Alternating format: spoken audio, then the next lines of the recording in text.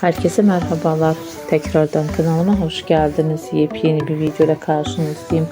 Bugün de sizlere Erkan, Meriç ve Yağmur Öztürk çiftinden güzel görüntüler, yeni paylaşımlar sunuyorum. Birbirine yakışan çiftlerin mutlu görüntülerini izlemeyi, like atıp abone olmayı unutmayın. Şimdilik benden bu kadar. Sağlıcakla kalın arkadaşlar. Yeni videolarımda yeniden buluşmak üzere.